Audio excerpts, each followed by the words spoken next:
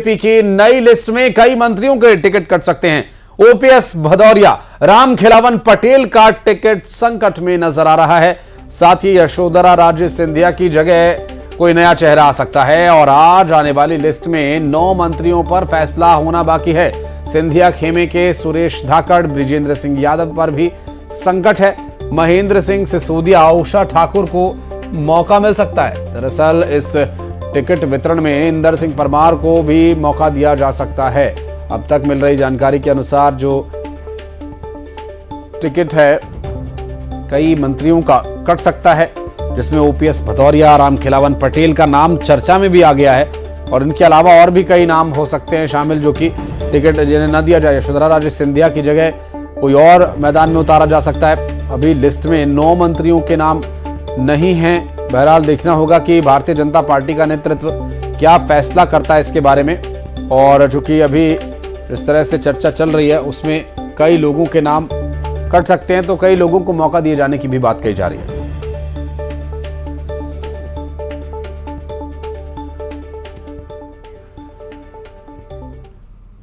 और चलेंगे ताजा अपडेट के लिए हमारे 2 सहयोगी शैलेंद्र चौहान भोपाल से और अशरफ दिल्ली से इस वक्त मौजूद हैं।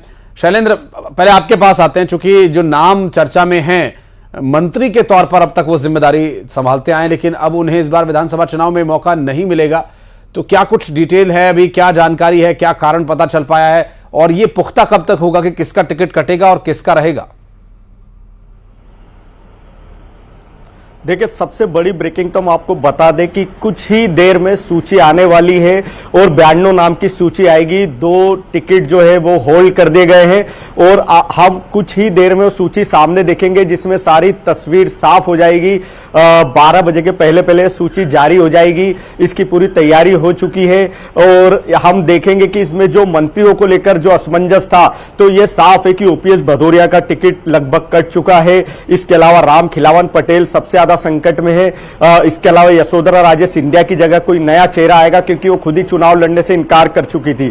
तो ये 3 मंत्री तो अभी साफ है कि इनके टिकट कट चुके हैं। अगर और देखा जाए तो जो महेंद्र सिसोदिया थे, उनको वापस से रिपीट किया जा रहा है, उनके नाम पर सहमति बन चुकी है। इसके अलावा अगर देखा जाए तो कई ऐसे भी, जैसे गौरी शंकर बिसेन का नाम था, तो गौरी शंकर बिसेन की जगह अब वो मंत्री है, लेकिन उनकी बेटी मौसम बिसेन चुनाव लड़ेगी। तो ये भी तस्वीर लगभग साफ है और तैयारियां भी उस तरह की, अगर हमने बात भी की अलग सूत्रों से, तो हम सुबह से ही सबसे पहले न्यूज 18 ने ये ब्रेक किया था कि जो 92 नामों की सूची आएगी, तो वो तस्वीर बिल्कुल साफ है। तो अब 2 जो सीट है जो होल्ड है, वो बताई जा रही है विदिशा और गुना को होल्ड किया गया है। तो गुना से कोई एक चेहरा बड़ा हो सकता है, ऐसी संभावना लग रही है। और जो विदिशा सीट है, वहां भी प्रत्याशी को लेकर चयन नहीं हो पाया, तो वहां भी कोई चेहरा चौंकाने वाला हो सकता है। इसके अलावा जो तैयारी है जो मंत्रियों में और देखे तो उषा ठाकुर और इंदर सिंह परमार, इनकी भी स्थिति साफ हो चुकी है कि इन्हें टिकट दिया जा रहा है। अब सीट को लेकर असमंजस है, तो वो कुछ देर में स्थिति साफ होगी कि वो किस सीट से चुनाव लड़ेंगे। इसके अलावा अगर देखा जाए तो सुरेश धाकड़ है, उनका टिकट जरूर अभी खतरे में, जो मंत्री थे, क्योंकि वहां पर यह संभावना बन रही है कि किसी नए चेहरे को मौका दिया जाए। इसके अलावा मेहगांव से जो ओपीएस भदौरिया की हम बात कर रहे थे, वहां चौधरी मुकेश चतुर्वेदी का नाम आ रहा है, सिंगल नाम है। तो चौधरी मुकेश चतुर्वेदी वहां से प्रत्याशी हो सकते हैं, वो विधायक भी रहे हैं। तो ऐसे कई चौंकाने वाले नाम भी इस सूची में आने वाले हैं। और सबसे महत्वपूर्ण यह है कि 9 मंत्रियों में से 3 से 4 मंत्री तो अभी लगभग तस्वीर साफ है कि उनकी जगह नए चेहरे होंगे। हाँ। बाकी को जो असमंजस है वो कुछ ही देर में साफ हो जाएगा। एक सवाल अशरफ, चूंकि अभी जो आप सुन रहे थे, जिस तरह से हमारे सहयोगी भोपाल से बता रहे हैं शैलेंद्र की, अभी कुछ नाम हैं जो कि लगभग तय है कि उनका पत्ता कट चुका है, अब उन्हें टिकट मिलने वाला नहीं है। लेकिन यहां पर जो एक और असमंजस की स्थिति, पार्टी के लिए असहजता की स्थिति बनती है जब टिकट कटते हैं। हालांकि सूची अब से कुछ ही देर में जारी हो जाएगी। ज्योतिरादित्य सिंधिया के गुट के भी कुछ नेताओं के टिकट कट रहे हैं। अच्छी, जब वे आए थे पार्टी में तो अच्छी आवभगत उनकी हुई थी, लेकिन अब टिकट कट रहा है, नाम कट रहा है, एक प्रेशर सिंधिया पर भी होगा।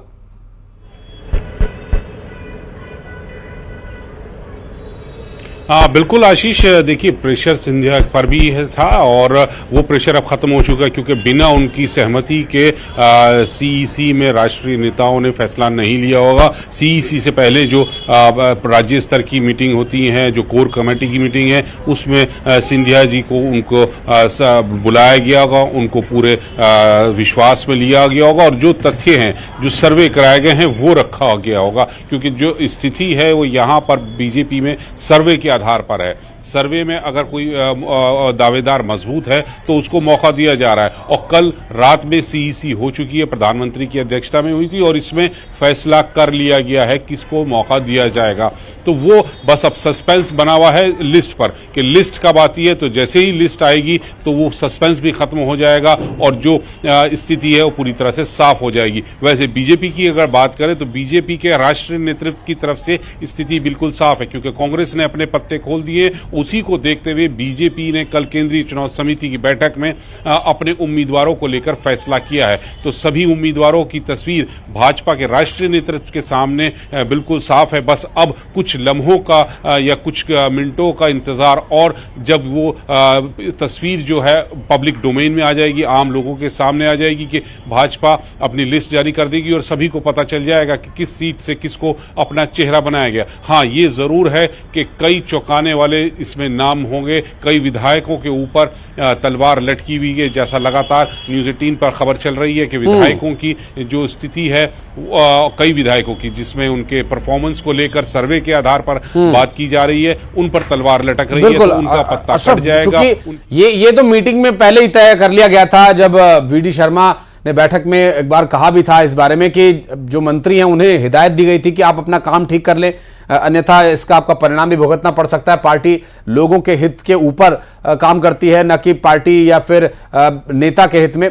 शैलेंद्र के पास चलते हैं। शैलेंद्र, दो बहुत ही महत्वपूर्ण बातें, लेकिन उनमें से पहला जो सवाल मेरा वो ये रहेगा कि कांग्रेस पार्टी में जब टिकट घोषित नहीं हो रहे थे, कमलनाथ ने कहा था कि उम्मीदवारों को बता दिया गया है कि आपको चुनाव लड़ना है, बस घोषणा करना बाकी है।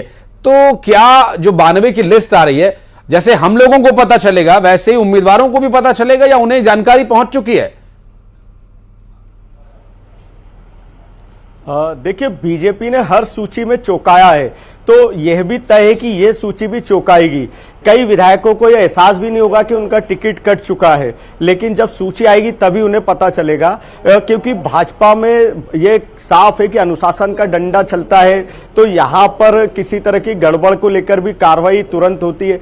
तो एक बात बड़ी साफ है कि यहां ये साफ कर दिया गया है कि किसी भी लिस्ट आएगी तब तक स्थिति क्या होगी, किसे टिकट मिलेगा, या जैसे कांग्रेस ने किया था कि पहले कुछ प्रत्याशी को इशारा कर दिया था, वो स्थिति यानी ये जरूर है। कल जो हमें पता चला है कि दिल्ली में बैठक के बाद कुछ नेताओं से बात की गई है जो कि सीनियर लीडर थे, जैसे ग्वालियर में अगर अनूप मिश्रा की बात की जाए, वो दावेदार थे, वहां पे माया सिंह को टिकट दिया जा रहा है, तो अनूप मिश्रा को मनाया गया, बताया गया कि हम इनके नाम का फैसला ले रहे हैं, तो आप तो कुछ लोगों को जहां बड़े चेहरे, जहां पर ऐसा लगता है कि जिनसे प्रभावित हो सकती है सीट, ऐसे नेताओं को फोन करके बताया गया, मनाया गया। बिल्कुल, और अब लिस्ट आने की उम्मीद है। कितनी देर में ये लिस्ट आएगी? अशरफ और शैलेंद्र, आप दोनों नजर ही बनाए रखिएगा, हम आपके पास लौटेंगे, फिर संपर्क करेंगे डिटेल्स के लिए। बहुत बहुत शुक्रिया फिलहाल आपका।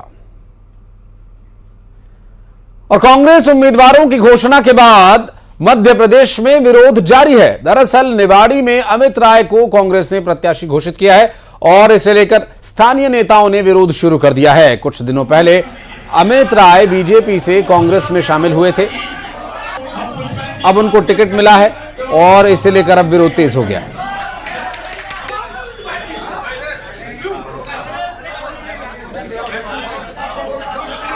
जो बूथ पर लड़ाई लड़ता है, और आज कांग्रेस अगर मजबूत हुई है तो संगठन और कार्यकर्ताओं की बदौलत मजबूत है। दतिया में और ऐसे दो अन्य उदाहरण हैं जो टिकट बदले गए हैं कार्यकर्ता और संगठन की मांग पे। तो हम पूरी आशा जताते हैं कि शीर्ष नेतृत्व इस बात को समझेंगे और यहाँ के कार्यकर्ताओं की पीड़ा और दर्द को समझेंगे, जिन्होंने कांग्रेस को यहाँ खड़ा किया है, मजबूती दी है और खुद पर मुकदमे झेले हैं। वो आज तक लड़ते आए, खुद की जमीन और घर बिकवाकर वो जिले बदल कर दिए जा रहे हैं और आज उनके घर में रहने का ठिकाना नहीं है। तो ऐसे कार्यकर्ताओं की बात को सुनेंगे और इस निर्णय को बदला जाएगा। पार्टी के वफादार कार्यकर्ताओं की उपेक्षा की गई है। पार्टी में अनेक लोग टिकट के दावेदार थे, उनमें से किसी को भी टिकट दे देते, किसी को कोई आपत्ति नहीं थी। अमित राय भारतीय जनता पार्टी के आज भी सदस्य हैं और उनको टिकट किस बेस पर दिया गया है ये हम लोगों की समझ से परे है।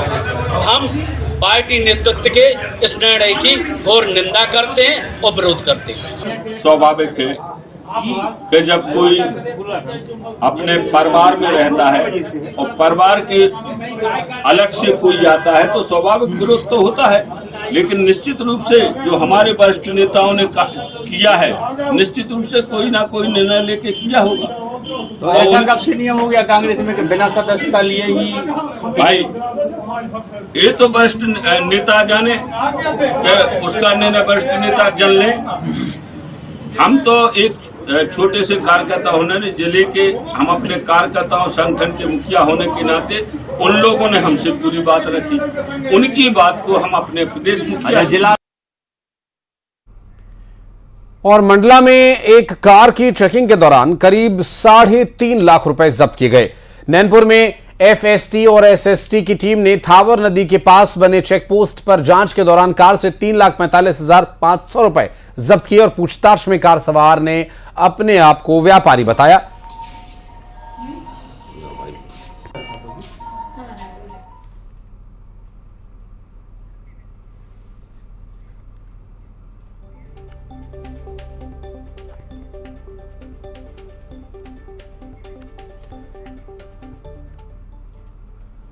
और बढ़ते आगे, मंडला में कार की चेकिंग के दौरान करीब 3.5 लाख रुपए जब्त किए गए। नैनपुर में एफएसटी और एसएसटी की टीम ने थावर नदी के पास बने चेक पोस्ट पर जांच के दौरान कार से 3,45,500 रुपए जब्त किए। पूछताछ में कार सवार ने अपने आप को व्यापारी बताया। फिलहाल पुलिस मामले की जांच कर रही है।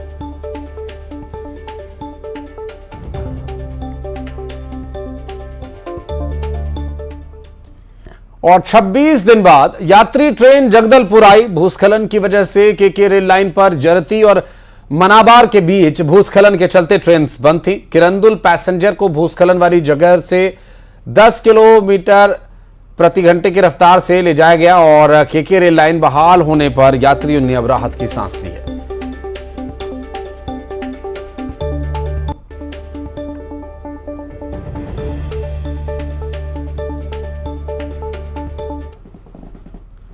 और कोंडागांव से एक बड़ी खबर आपको बता दें, तेज रफ्तार यात्री बस पलट गई है। बैलाडीला से रायपुर जा रही थी ये बस और हादसे में 20 यात्रियों के घायल होने की जानकारी मिल रही है। 2 की हालत काफी गंभीर यहां पर बनी हुई है। आपको बता दें कि यात्री बस के दुर्घटनाग्रस्त हो जाने से 20 यात्रियों को चोट आई है और इन 20 यात्रियों की स्थिति अपेक्षाकृत ठीक है, जबकि 2 यात्रियों को काफी गंभीर चोट आई बताया जा रहा है। और हादसे के बाद की तस्वीर हम आपको दिखा रहे हैं। देखिए किस तरह से यहां पर बस पलटी हुई नजर आ रही है। रात के अंधेरे में ये दुर्घटना हुई थी और घायल यात्रियों को हादसे के बाद हॉस्पिटल में एडमिट करवाया गया है। 2 यात्रियों की हालत गंभीर बनी हुई है।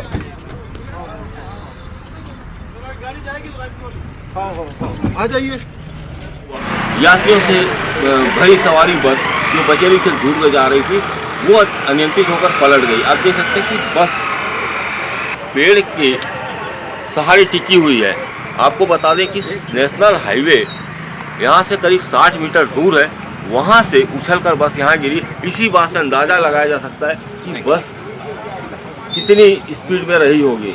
बड़ा हादसा किस वजह से हुआ ये तो पता नहीं, पर इतना जरूर है कि यहाँ पर नारंगी नदी के पास में देर रात काफ़ी घने कोहरे रहते हैं, जिससे संभावना व्यक्त की जा रही है कि बस चालक को नींद की झपकी आई होगी और यहाँ पर तेज रफ्तार बस आकर पलट गई होगी। और एक छोटा सा ब्रेक यहाँ पर ले रहे खबरों में, जल्द लौटते हैं।